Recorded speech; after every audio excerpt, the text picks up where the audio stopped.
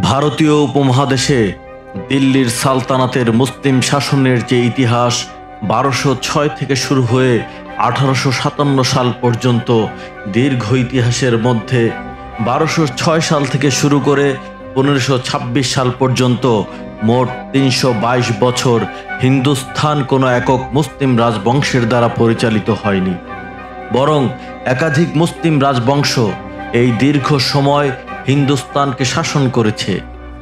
1206 থেকে 1526 সাল পর্যন্ত হিন্দুস্তান নিয়ন্ত্রণকারী এই একাধিক তুর্কি আর আফগান মুসলিম রাজবংশের শাসনকে একত্রে দিল্লির সালতানাত বা দিল্লির সুলতান শাহী নামে অবহিত করা হয়। সাম্রাজ্যগুলো হলো মামলুক সালতানাত, খিলজি সালতানাত, তুগলক সালতানাত, সৈয়দ রাজবংশ আর লোদি রাজবংশীয় শাসন।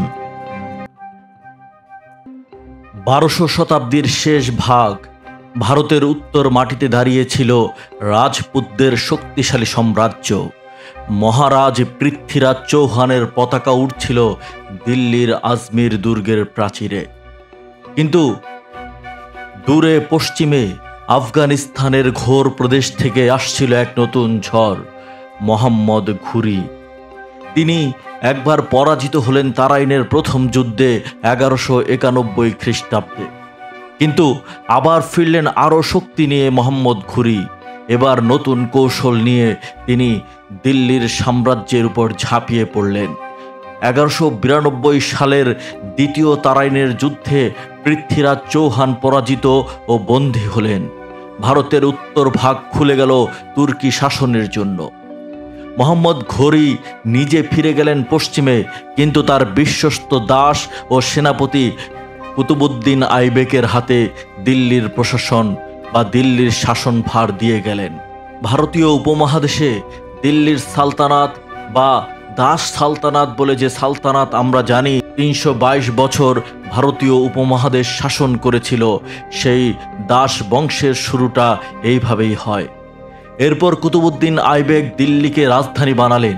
তিনি স্থাপত্যের সূচনা করলেন বিখ্যাত কুতুব মিনারের স্থাপত্যের মাধ্যমে। তার উত্তরসূরি ছিলেন ইলতুৎমিশ। দিল্লির সালতানাতকে শক্ত ভিত দিলেন তিনি। নতুন মুদ্রা চালু করলেন, সামরিক প্রশাসন গড়ে তুললেন, মঙ্গলদের আক্রমণ প্রতিহত করে তিনি দিল্লিকে রক্ষা করলেন।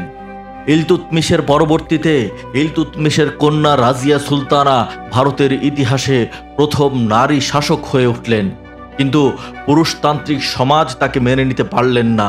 বিদ্রোহ ও ষড়যন্ত্রের কারণে রাজিয়া সুলতানার পতন ঘটল খুব অল্প সময়ের রাজত্বকালে। শেষ দিকে দাস বংশ দুর্বল হয়ে পড়ে। শাসকরা পরস্পর লড়াইয়ে ব্যস্ত আর সিংহাসনের জন্য রক্তপাত চলতেই থাকে। এই দুর্বলতার সুযোগে মঞ্চে আসে নতুন এক বংশ, নতুন এক শক্তি, খিলজি সালতানাত বা খিলজি রাজবংশ। এই দাস সালতানাতের প্রায় 100 বছরের শাসনের পরে 1290 সালে জালালউদ্দিন খিলজি দিল্লির সিংহাসনে বসলেন। কিন্তু খিলজি সালতানাতের আসল শক্তির নাম আলাউদ্দিন খিলজি। আলাউদ্দিন খিলজি দিল্লির সীমা ভেঙে দক্ষিণ ভারতের গভীরে অভিযান চালান। দাক্ষিণাত্যের ধনভাণ্ডার দিল্লিতে প্রবাহিত হলো। তিনি মালিক কাফুরকে পাঠালেন দক্ষিণের বিজয়ে। দেবগিরি, অরাঙ্গুল, মাদুরাই সবই দিল্লির কর্তৃত্বে এলো।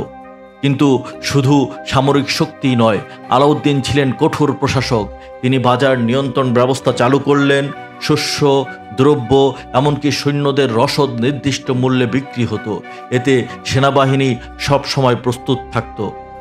তার শাসনে দিল্লি হয়েছিল শক্তিশালী, কিন্তু অতিরিক্ত যুদ্ধ, কঠোর করনীতি এবং রাজন্য শ্রেণীর অসন্তোষ ধীরে ধীরে খিলজি বংশকে দুর্বল করে ফেলে। তারপর আলাউদ্দিনের মৃত্যুর পর শুরু হলো অস্থিরতা, যা ক্রমেই খিলজি বংশকে দুর্বল করে তোলে এবং নতুন এক রাজবংশকে দিল্লির সালতানাতে আনার জন্য প্রস্তুত হয়। মাত্র 30 বছর খিলজিরা দিল্লির সালতানাত শাসন করেছিল। খিলজিদের সালতানাত দুর্বল হয়ে যাওয়ার পর দিল্লির সালতানাতে বসেন 1320 সালে গিয়াসউদ্দিন তুগলক। তিনি দিল্লির সাম্রাজ্যে কিছুটা স্থিতিশীল করলেন। কিন্তু তার পুত্র মোহাম্মদ বিন তুগলক ইতিহাসে রয়ে গেলেন অদূরদর্শী স্বপ্নদ্রষ্টা হিসেবে। তিনি রাজধানী দিল্লি থেকে দৌলতাবাদে সরানোর চেষ্টা করলেন, ফলে হাজারো মানুষ কষ্টে মারা গেল। তিনি তামার মুদ্রা চালু করলেন, কিন্তু জনগণ নকল মুদ্রা বানিয়ে অর্থনীতিকে ধ্বংস করে দিল। তার এইসব সিদ্ধান্ত দিল্লির সালতানাতকে বিপর্যস্ত করে তুলল। মোহাম্মদ বিন তুগলকের পরবর্তী শাসক ছিলেন ফিরোজ শাহ তুগলক। কিছু সংস্কার আনলেন, ক্যানেল খনন করলেন, স্কুল মাদ্রাসা প্রতিষ্ঠা করলেন, কর মওকুফ করলেন, কিন্তু তিনি মঙ্গলদের রুখতে ব্যর্থ হন।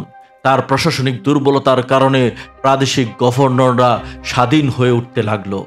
তুগলক সাম্রাজ্যের সবচেয়ে বড় ধাক্কা এলো 1398 খ্রিস্টাব্দে, যখন তৈমুর দিল্লি আক্রমণ করলেন, দিল্লি লুণ্ঠন করলেন, শহরকে ধ্বংসস্তূপে পরিণত করলেন, 15 দিন দিল্লিকে তছনছ করে ফেললেন।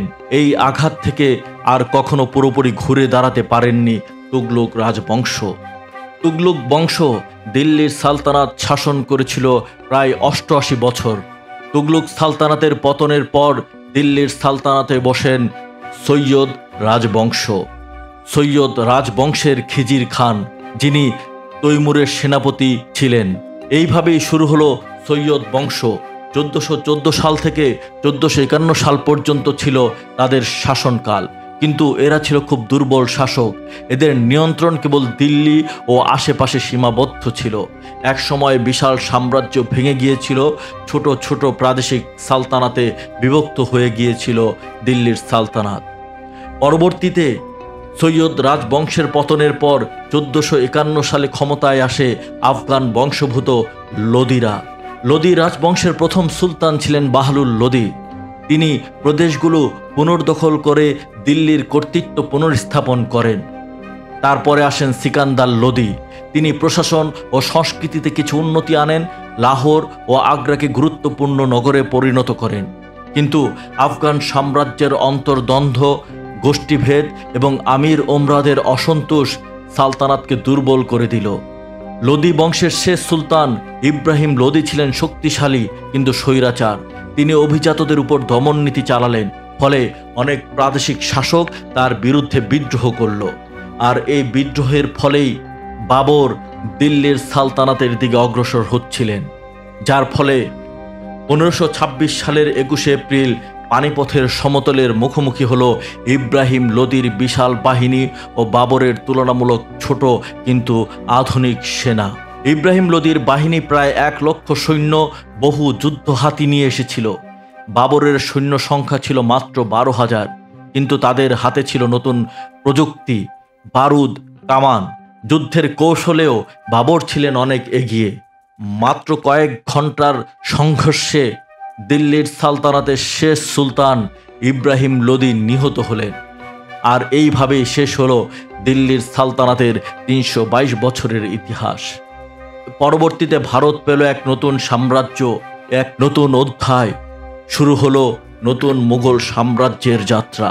দিল্লির সালতানাতের এই পতনের মূল কারণগুলি যদি আমরা ব্যাখ্যা করি, তাহলে এই 5টি কারণ অত্যন্ত গুরুত্বপূর্ণ হিসাবে বিবেচনা করা হয়।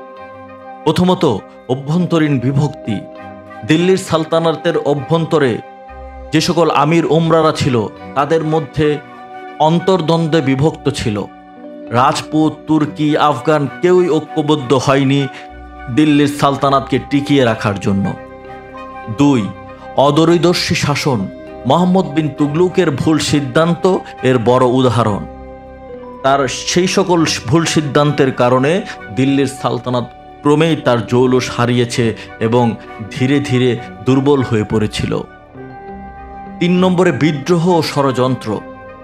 সাম্রাজ্যের ভিতরে যে সকল অভিজাত শ্রেণী ছিল, প্রাদেশিক গভর্নর ও আমির ওমরারা ছিল, তারা প্রায়শই বিভিন্ন স্থানে বিদ্রোহ করত। আর এই বিদ্রোহ দমন করতে গিয়েই দিল্লির সালতানাত ক্রমেই দুর্বল হয়ে পড়ে। চতুর্থত, বাহ্যিক আক্রমণ, যেমন মঙ্গল, তৈমুর আর শেষবার বাবরের মতো শক্তিশালী প্রতিপক্ষকে পরাজিত করতে না পারার কারণে দিল্লির সাম্রাজ্য তার শক্তি হারিয়ে ফেলে। পঞ্চমত, প্রযুক্তিগত দুর্বলতা। ইব্রাহিম লোদি পানিপথের যুদ্ধে শুধুমাত্র অস্ত্র এবং হাতির ব্যবহার করেছেন। কিন্তু সময় যে আধুনিক হয়েছে, ততদিনে কামানের ব্যবহার হয়েছিল তুরস্কে এবং অন্যান্য যে সাম্রাজ্যে সেই সকল স্থানে। কিন্তু ইব্রাহিম লোদি সেগুলো ব্যবহার করেননি বা সেগুলো সংগ্রহ করতে পারেননি। কিন্তু প্রতিপক্ষ বাবর যেহেতু উজবেকিস্তান থেকে এসেছে, তার কাছে সেই সকল সরঞ্জাম এবং যুদ্ধের কামান ছিল, ফলেই তিনি সেই সকল কামান ব্যবহার করে এবং আধুনিক যুদ্ধের কৌশল ব্যবহার করে দিল্লির শেষ সুলতান ইব্রাহিম লোদিকে পানিপথের প্রথম যুদ্ধে পরাজিত করেন এবং ধীরে ধীরে দিল্লির সালতানাতের দিকে অগ্রসর হয়ে দিল্লিকে দখল করেন এবং পরবর্তীতে দিল্লিতে প্রায় 400 বছরের একটি সাম্রাজ্য তৈরির সূচনা করে যান। আর এইভাবেই 322 বছরের যে গৌরব ছিল দিল্লির সালতানাতের, তা পতিত হলো একেবারেই ইতিহাসের ধ্বংসস্তূপে। কিন্তু তাদের রেখে যাওয়া প্রশাসন, সংস্কৃতি, স্থাপত্য আজও ভারতীয় উপমহাদেশের ইতিহাসে এক অবিচ্ছেদ্য অধ্যায় হিসেবে জায়গা করে নিয়েছে। দর্শক মণ্ডলী, এইভাবেই আজকে শেষ করলাম দিল্লির সালতানাতের 322 বছরের ইতিহাসের শেষ পর্ব।